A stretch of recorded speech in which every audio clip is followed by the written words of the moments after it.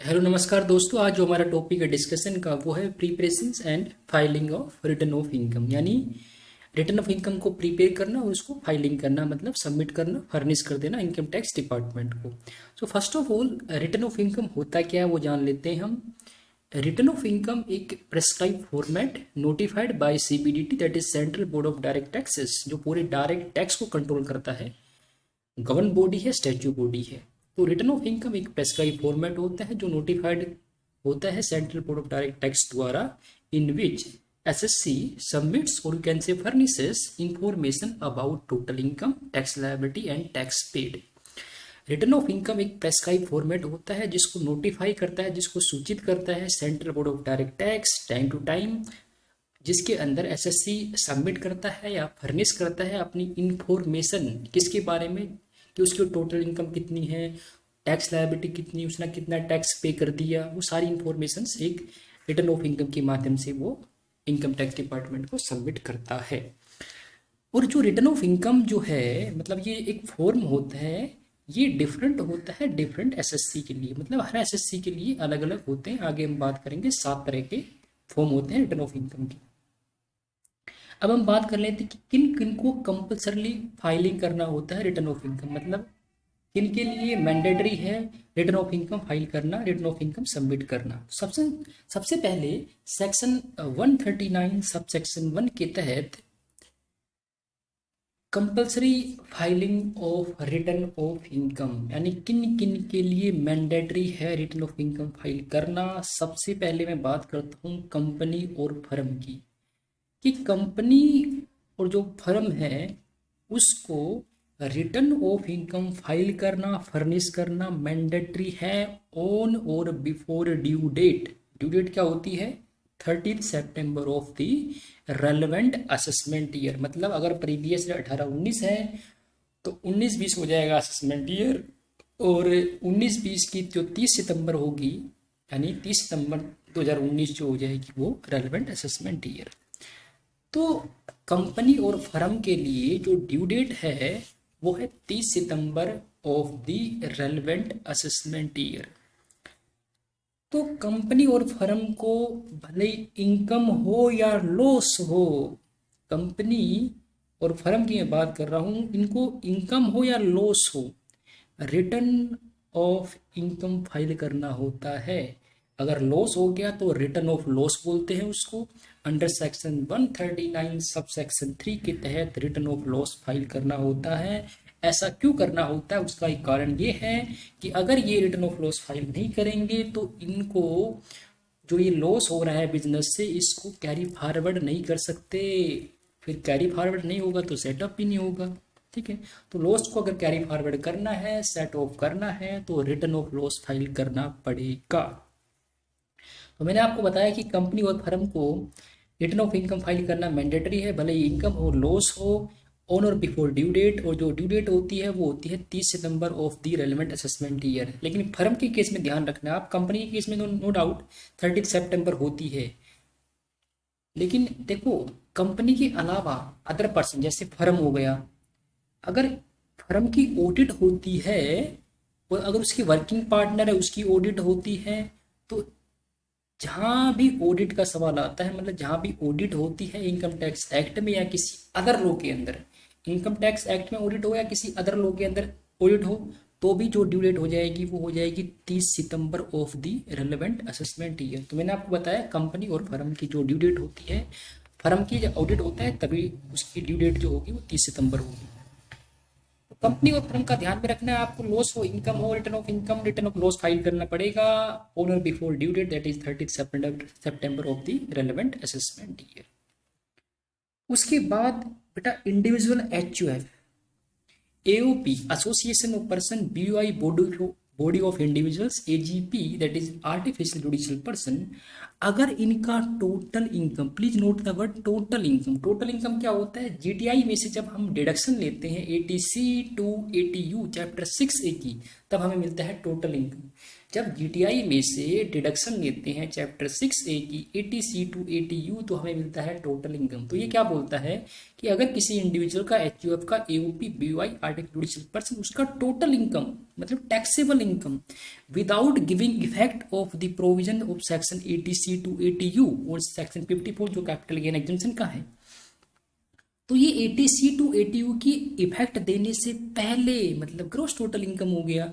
अगर वो gross total income ज़्यादा होता है, बेसिक एग्जम्पशन लिमिट अगर मैं नॉर्मल बात करूँ तो 2.5 लाख होती है, अगर कोई सीनियर सिटीजन है तो 3 लाख है, और सुपर सुपर सीनियर सिटीजन है बेटा तो 5 लाख हो जाएगी। सुपर सुपर नहीं मतलब एक बारी सुपर, ठीक है। तो नॉर्मल केस में 2.5 लाख, सीनियर सिटीजन है 3 लाख, सुपर सीनियर है तो 5 लाख। ये है बेसिक एग्जम्पशन लिमिट। अगर इनसे ज़्यादा हो जाती है इनकी ग्रोस टोटल इनकम यानी total income without giving effect of the provision of section 80C to 80U, तो इनको भी रिटर्न ऑफ इनकम फाइल करना मैंडेटरी है।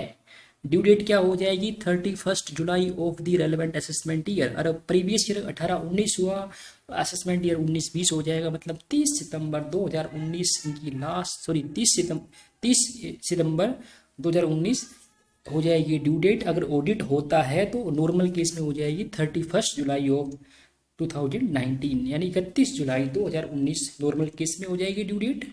अगर ऑडिट होता है इंडिविजुअल एचयूएफ एओपी इनका, तो फिर इनकी जो ड्यू डेट हो जाएगी रिटर्न ऑफ इनकम फाइल करने की वो हो जाएगी 30 September of the relevant assessment year. और अगर इंटरनेशनल ट्रांजैक्शन का कोई फंडा है तो 92 सेक्शंस अप्लीकेबल है वहाँ पे, तो फिर जो ड्यू डेट है वो 30 सितंबर की जगह पे क्या हो जाएगी 30 November of the relevant assessment year. तो मैंने आपको अभी तक क्या बताया कि कंपनी और फर्म भले उसको इनकम हो लॉस हो रिटर्न ऑफ इनकम फाइल करना मैंडेटरी है उसके लिए। फर्म का अगर ऑडिट होता है तो उसकी जो ड्यू डेट होगी वो 30 सितंबर होगी। कंपनी का तो हर हाल में ही जो ड्यू डेट है वो 30 सितंबर होती है, लेकिन फर्म का अगर ऑडिट होता है तो उसकी जो ड्यू डेट हो जाएगी वो हो जाएगी 30 सितंबर। अगर कोई वर्किंग पार्टनर्स है उसकी भी अगर है तो वर्किंग पार्टनर्स का अगर ऑडिट होता है तो भी इनकम टैक्स एक्ट में या किसी अदर लॉ के अंदर किसी अदर एक्ट में उसका ऑडिट होता है तो भी उसको रिक्वायर्ड है रिटर्न ऑफ इनकम फर्निश करे ड्यू डेट से पहले। और जो ड्यू डेट है वो है 30 September of the relevant assessment year. ये है कंपनी और फर्म का। उसके बाद मैंने आपको बताया कि individual HUF AOP BY article judicial person, अगर इनका ग्रोस टोटल इनकम यानी total income without giving effect of section 80C to 80U मतलब ग्रोस टोटल इनकम ही हो गया, अगर वो बेसिक एग्जाम्स लिमिट से ज़्यादा होता है 2.5 लाख नॉर्मल केस में, 3 लाख सिटीजन यानी सीनियर सिटीजन केस में, 5 lakh super senior citizen case में होता है। तो अगर इनका जो ग्रोस टोटल इनकम है individual HUF AOP BY article judicial person, इनका अगर gross total income basic exams limit से ज़्यादा होता है तो इनको भी मैंडेटरी है रिटर्न ऑफ इनकम फाइल करना। और जो ड्यू डेट होगी वो होगी 31 July of the relevant assessment year. लेकिन अगर इनका ऑडिट होता है तो फिर हो जाएगी 30 September of the relevant assessment year. और अगर इंटरनेशनल ट्रांजैक्शन होती है तो फिर 30 नवंबर हो जाएगी सितंबर की जगह पे। उसके बाद बेटा ऑर्डिनरी रेजिडेंट पर्सन की बात कर लेते हैं हम। देखो ऑर्डिनरी रेजिडेंट पर्सन कौन हो सकता है, इंडिविजुअल और एचयूएफ, अगर वो बेसिक कंडीशन के साथ साथ एडिशनल कंडीशन सेक्शन 6 सबसेक्शन 6 की अगर वो एडिशनल कंडीशन सेटिस्फाई कर देते हैं तो एक इंडिविजुअल और एचयूएफ रेजिडेंट के साथ साथ ऑर्डिनरी रेजिडेंट भी बन जाते हैं। तो अगर कोई ऑर्डिनरी रेजिडेंट पर्सन है उसकी कोई एसेट है आउटसाइड इंडिया और वो बेनिफिशियल ओनर है तो उसको रिटर्न ऑफ इनकम फाइल करना पड़ेगा। अगर उसकी कोई एसेट है, एसेट में शामिल है कोई फाइनेंशियल इंटरेस्ट किसी एंटिटी में आउटसाइड इंडिया मतलब बाहर आउट ऑफ इंडिया, उसका कोई फाइनेंशियल इंटरेस्ट है किसी एंटिटी किसी कंपनी के अंदर, मतलब कोई वोटिंग पावर वगैरह है उसके पास है, तो भी उसको रिटर्न ऑफ इनकम फाइल करना मैंडेटरी है। उसके पास कोई साइनिंग अथॉरिटी है किसी अकाउंट के अंदर और वो अकाउंट जो है वो लोकेटेड आउटसाइड इंडिया है तो भी उसको रिटर्न ऑफ इनकम फर्निश करना पड़ेगा। वो बेनिफिशरी है किसी एसेट का, बेनिफिशरी मतलब एसेट किसी और के नाम से है, उसके पास राइट है उसको सेल करने का, उससे बेनिफिट लेने का, तो भी उसको रिटर्न ऑफ इनकम फाइल करना पड़ेगा। अगर कोई फाइनेंशियल इंटरेस्ट है किसी एंटिटी के अंदर तो मैंने आपको बता ही दिया रिटर्न ऑफ इनकम फर्निश करना जरूरी है। उसके बाद चैरिटेबल ट्रस्ट जो होती है, रिलीजियस ट्रस्ट जो होती है, उनको भी रिटर्न ऑफ इनकम फाइल करना मैंडेटरी होता है अगर उनका टोटल इनकम जो है ना, total income without giving effect of section 11 और 12, यानी चैरिटेबल ट्रस्ट की मैं बात करूं, मैं ट्रस्ट की बात करूं, तो इनको जो सबसे बड़ी डिडक्शन मिलती है वो 11-12 सेक्शन में मिलती है। तो क्या बोला, टोटल इनकम बिना डिडक्शन दिए हुए 11-12 को, यानी ग्रोस टोटल इनकम ज्यादा है बेसिक एग्जम्पशन लिमिट से, तो चैरिटेबल ट्रस्ट को भी रिटर्न ऑफ इनकम फाइल करना मैंडेटरी है। पॉलिटिकल पार्टी को जो डिडक्शन मिलती है वो 13A में मिलती है। तो 13A की डिडक्शन देने से पहले अगर टोटल इनकम जो है वो बेसिक एग्जम्पशन लिमिट से ज़्यादा हो जाती है तो पॉलिटिकल पार्टी भी रिटर्न ऑफ इनकम फाइल करती है। अब इसमें एक अमेंडमेंट है मेरे बच्चों, को ध्यान रखना आप ये, हालांकि जो बच्चे जुलाई में एग्जाम देंगे आपकी बार, उनके लिए ये मैंडेटरी नहीं है, मतलब उनके लिए कंपल्सन नहीं है कि इनको ध्यान में रखें अमेंडमेंट को। लेकिन जो बच्चे अगले साल जो 20-21 असेसमेंट ईयर में एग्जाम देंगे उनके लिए ज़रूरी है जानना, इसलिए मैंने लिख दिया कि बच्चे अगले नेक्स्ट टाइम भी, नेक्स्ट ईयर भी इनके थोड़ा बच्चों को इसका बेनिफिट मिल सके, लेक्चर का वो देखे तो थोड़ा बेनिफिट मिल जाएगा। तो अमेंडमेंट क्या है कि अगर अगर कोई पर्सन कंपनी को छोड़कर, फर्म को छोड़कर साल में प्रीवियस ईयर के अंदर अगर वो, मैंने क्या बोला, पर्सन कंपनी और फर्म के अलावा जिसको रिटर्न ऑफ इनकम फाइल करानी होता 139(1) के तहत, अगर वो 1 करोड़ रुपए जमा कर देता है, डिपॉजिट कर देता है इन एग्रीगेट और एक टाइम में ड्यूरिंग द फिनेंशियल ईयर, और अगर वो फॉरेन ट्रैवल करता है, फॉरेन कंट्री में ट्रैवल करता है, वहाँ पे उस पर खर्चा कर देता है 2 लाख से ज़्यादा, और या कोई वो इलेक्ट्रिसिटी कंज्यूम कर लेता है 1 लाख रुपए से अधिक, तो भी इनको रिटर्न ऑफ इनकम फाइल करना मैंडेटरी है।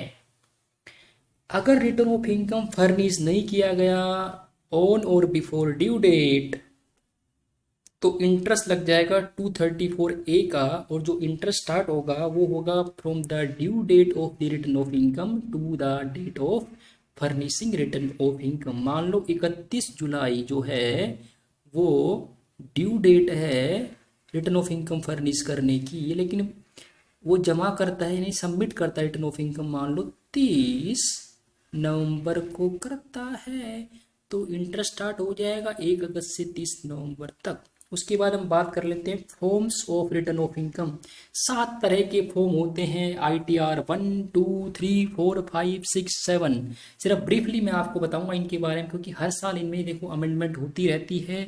हर साल हर असेसमेंट ईयर में गवर्नमेंट जब भी अमेंडमेंट होता है इन ITR में चेंजेस कर देती है, और हर साल नई ITR प्रोवाइड करती है साइट पे, अपनी इनकम टैक्स की साइट। आगे बताऊंगा मैं आपको जब रिटर्न ऑफ इनकम कैसे फर्निश करनी होती है उसमें बताऊंगा मैं आपको। फिलहाल 7 तरह के फॉर्म होते हैं। ITR 1 जिसको हम सहज बोलते हैं, इंडिविजुअल जिसका टोटल इनकम 50 लाख तक है ना, इंडिविजुअल जिसका टोटल इनकम मतलब टैक्सेबल इनकम 50 लाख तक जाता है, उसकी कोई सैलरी से इनकम आती है, पेंशन से आती है, और एक हाउस प्रॉपर्टी से इनकम आती है। अदर सोर्स में अगर उसकी इंटरेस्ट से इनकम आती है तो इंडिविजुअल को ITR 1 फाइल करना होगा। ITR 1 एक फॉर्म है। ITR 2 इंडिविजुअल जो ITR 1 फाइल नहीं करते, और HUF जिसका कोई बिजनेस या प्रोफेशन से इनकम नहीं है वो ITR 2 फाइल करेंगे, और ITR 3 फाइल करेंगे इंडिविजुअल HUF जिनका PGBP से आ रहा है, यानी प्रॉफिट गेन हो रहा है बिजनेस प्रोफेशन से। ITR 4 को हम सुगम भी बोलते हैं। ये किन पे अप्लीकेबल होता है, individual HUF ordinary resident firm जिनका टोटल इनकम यानी टैक्सेबल इनकम 50 लाख या उससे कम है। सेक्शन 44 AD ADA AE में कवर, जैसे स्पेसिफाइड प्रोफेशन हो गया, प्रेजेंटिव स्कीम हो गया, उसमें आते हैं, तो भी ITR 4 सबमिट करना है। ITR फाइल सबमिट करनी होगी इंडिविजुअल HUF कंपनी, और जो पर्सन ITR 7 फाइल करते हैं उनको छोड़कर ITR 5 फाइल करेंगे। ITR 6 कंपनीज फाइल करती है, ITR 7 के अंदर ऐसे चैरिटेबल ट्रस्ट हो गया, रिलीजियस ट्रस्ट हो गया, आपका कोई मेडिकल इंस्टीट्यूशंस हो गया, है ना। तो ये सेक्शन 139 4A से 4F तक जो आते हैं इंस्टीट्यूशंस वो फाइल करेंगे ITR 7। मैंने ब्रीफली बताया आपको, ज़्यादा डीप नहीं बताया, क्योंकि इसमें चेंजेस होता रहता है हर साल। अब हम बात कर लेते हैं किस तरीके से, क्या मैनर क्या है फर्निशिंग करने का, रिटर्न ऑफ इनकम कैसे फर्निश करोगे आप, ठीक है। तो क्या बोला कि इंडिविजुअल एचयूएफ अगर है और उसका अकाउंट ऑडिट होता है under section 44 AB of this act, तो वो अपनी रिटर्न ऑफ इनकम को इलेक्ट्रॉनिकली डिजिटल साइन के साथ फर्निश कर सकता है। मतलब ऑनलाइन डिजिटल सिग्नेचर के थ्रू इंडिविजुअल एचयूएफ जिसका अकाउंट्स ऑडिट होता है वो ऑनलाइन डिजिटल सिग्नेचर के साथ अपनी रिटर्न ऑफ इनकम फर्निश कर सकता है। This is the way, this is the manner. उसके बाद बोला कि अगर कोई इंडिविजुअल है और वो रेजिडेंट इन इंडिया है, उसकी एज 80 ईयर्स से ज़्यादा है, मतलब सीनियर सिटीजन की बात हो रही है, बड़े बुजुर्गों की बात हो रही है, अगर वो रिटर्न ऑफ इनकम फर्निश करते हैं ITR 1 के तहत, ITR 4 के तहत जो सहज सुगम है, तो उनके पास ऑप्शंस है, वो अपनी रिटर्न ऑफ इनकम फर्निश कर सकते हैं ऑनलाइन डिजिटल सिग्नेचर के साथ। दूसरा, ऑनलाइन एक वेरिफिकेशन कोड जनरेट करके सबमिट कर सकते हैं। वेरिफिकेशन कोड जैसे एक OTP आता है, आधार से लिंक जो मोबाइल नंबर होता है उस पर एक OTP जनरेट होता है, या फिर अकाउंट नंबर के थ्रू भी OTP जनरेट करके हम अपनी जो रिटर्न ऑफ इनकम होती है वो सबमिट कर सकते हैं, उनको वेरीफाई कर सकते हैं। अब मैं बात कर रहा हूँ सिर्फ सीनियर सिटीजन जो ITR 1 4 भरते हैं। उनके बाद ये चाहे तो ऑनलाइन फाइल तो कर सकते हैं ऑनलाइन, अगर वेरिफिकेशन नहीं हो रही ऑनलाइन तो फिर ITR 5 होता है एक, जिसको हम बोलते हैं एक्नोलेजमेंट। इसकी 2 कॉपी निकालो, डाउनलोड करो, एक कॉपी अपने पास रखो, एक कॉपी भेज दो CPC बेंगलुरु कर्नाटका के अंदर, वहाँ पे आपकी ITR होती प्रोसेस। ITR 5 यानी एक्नोलेजमेंट। आप अगर ऑनलाइन वेरीफाई नहीं कर पा रहे अपनी रिटर्न को, तो उसका एक प्रिंट निकालो, उस पर साइन करो, वेरीफाई करो और सेंड कर दो। 120 दिन के अंदर सेंड करना होता है, आगे बताऊंगा मैं आपको इसके बारे में। या फिर पेपर फॉर्म में भी कर सकते हो आप, नॉर्मली डाउनलोड करो, उसको फिलअप करो और भेज दो।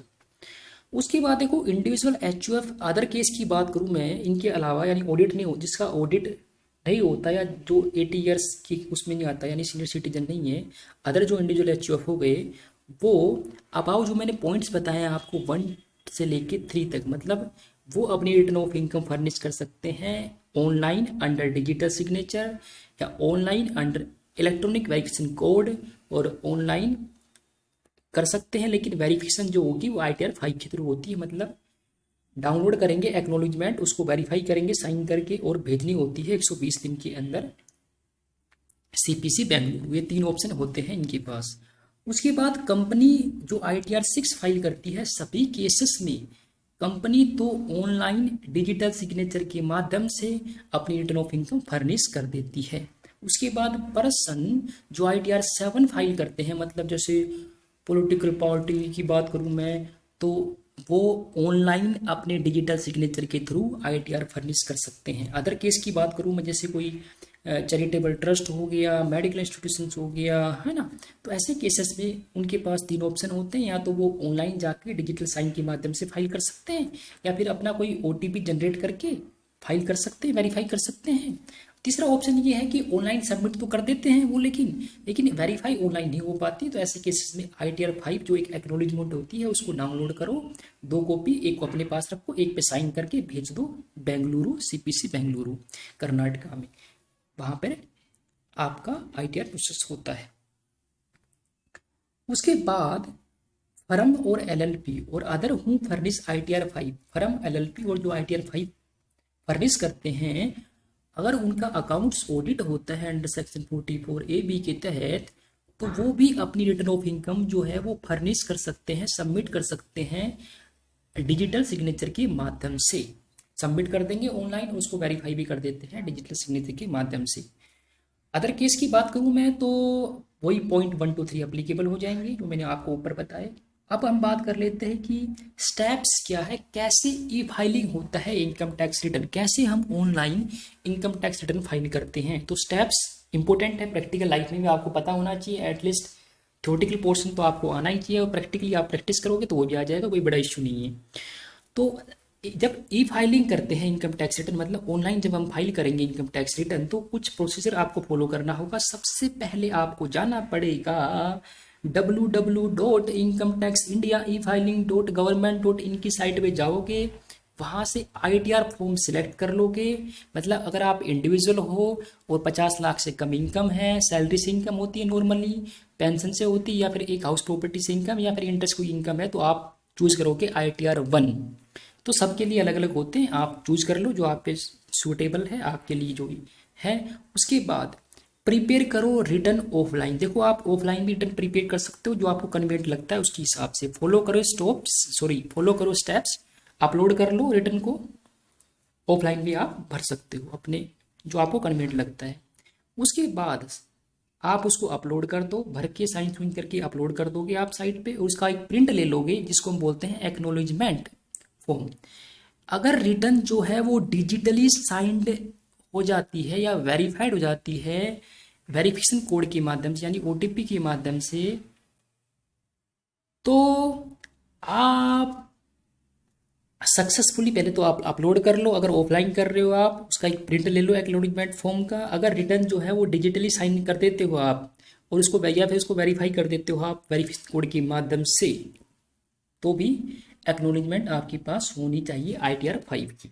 फिर आगे क्या करना है आपको, उसके बाद आप जो रिटर्न आपने फाइल की है, अगर देखो रिटर्न आपकी डिजिटली साइन नहीं होती है, या फिर कोई वेरिफिकेशन कोड के माध्यम से आपने वेरीफाई नहीं की, तो ऐसे केसेस में क्या होगा, आपको प्रिंट लेना पड़ेगा ITR 5, जिसको हम बोलते हैं एक्नॉलेजमेंट का। देखो अगर रिटर्न आप डिजिटली साइन कर देते हो तो कोई दिक्कत नहीं, फिर तो वेरीफाई हो गया। अगर आप OTP के माध्यम से वेरीफाई कर देते हो तो भी कोई दिक्कत नहीं है। लेकिन अगर वेरीफाई नहीं हो पाता, किसी लोगों को प्रॉब्लम होती है कि उनका किसी का मोबाइल नंबर लिंक नहीं है आधार से, किसी का मतलब एक OTP के माध्यम से आप अगर वेरीफाई नहीं कर पाते, तो आपके पास ऑप्शन ये होता है कि आप ITR 5 एक्नॉलेजमेंट को डाउनलोड करो, 2 कॉपी, एक कॉपी अपने पास रखो, एक कॉपी पे अपने साइन करो, उसको वेरीफाई करो रिटर्न को, और भेज दो। कहाँ पर? CPC बेंगलुरु में अपने साइन करने होंगे, आपको वेरीफाई करना होता है, और उसके बाद ऑर्डिनरी या स्पीड पोस्ट के माध्यम से आप 120 दिन के अंदर, मतलब जिस डेट पे आपने रिटर्न ऑफ इनकम फाइल किया है उसके 120 दिन के अंदर आपको income tax department CPC post bag number 1 electronic city post office Bengaluru Karnataka में भेजना होता है। पिन कोड है 560100। उसके बाद हम देख लेते हैं कि facilities provided by department for E filing of ITR। मतलब जो ITR जो ई फाइलिंग करते हैं, हम ऑनलाइन जो फाइल करते हैं, तो डिपार्टमेंट हमें क्या फैसिलिटी प्रोवाइड करता है इनकम टैक्स डिपार्टमेंट। एक तो हमें वो देता है रिटर्न प्रिपरेशन सॉफ्टवेयर, जिससे हम रिटर्न प्रिपेयर कर लेते हैं। एक फॉर्म 26AS प्रोवाइड करता है, इसको हम बोलते हैं टैक्स क्रेडिट स्टेटमेंट, यानी जितना भी टैक्स पे होता है, जैसे TDS हो गया, TCS, एडवांस टैक्स, वो इस स्टेटमेंट के अंदर शो होता है। इसके माध्यम से आप क्रेडिट जो है वो एक तरह से क्लेम करते हो, इनकम टैक्स रिफंड आपको मिलता है 26AS के माध्यम से ही। ये एक फॉर्म होता है जिसमें आपका पूरा ब्यौरा होता है कि आपका इस डिडक्टर ने आपका इतना TDS काटा है, इतना आपने टैक्स पे किया है, सब उसमें लिखा होता है। उसके बाद आप स्टेटस चेक कर सकते हो ई फाइलिंग रिटर्न का, जो आपने ऑनलाइन सबमिट की है, रिफंड ले सकते हो आप।